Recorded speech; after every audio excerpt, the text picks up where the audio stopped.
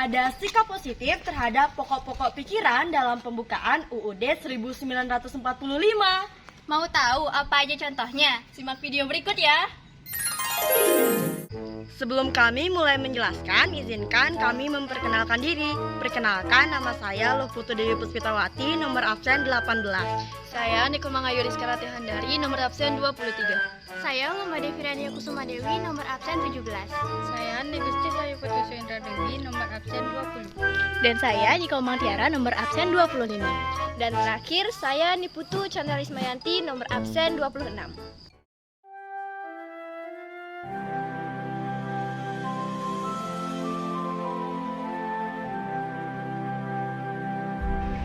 Yang pertama ada pada lingkungan sekolah.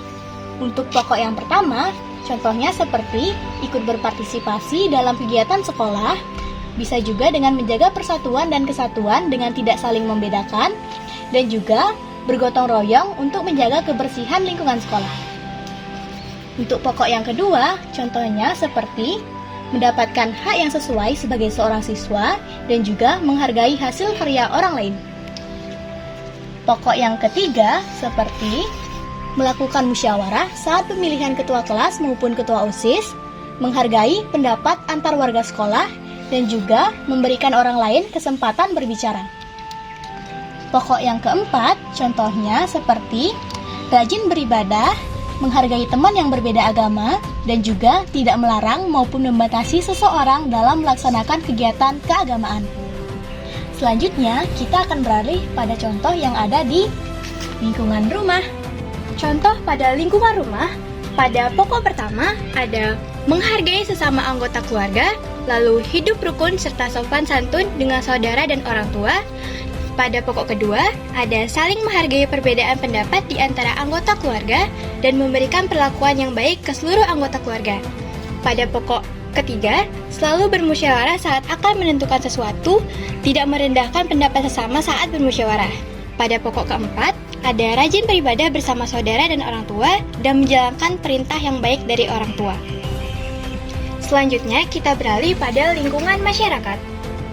Contoh pada lingkungan masyarakat yaitu pada pokok 1, contohnya 1. Menjaga kerukunan antar warga masyarakat, 2. Ikut serta dalam kegiatan Siskamling untuk menjaga keamanan.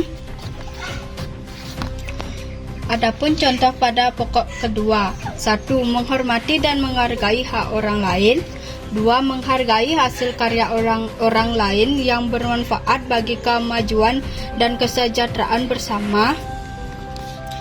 Adapun contoh pada pokok ketiga yaitu menyelesaikan masalah dengan cara musyawarah mufakat, 2. Menghormati dan melaksanakan setiap hasil keputusan bersama.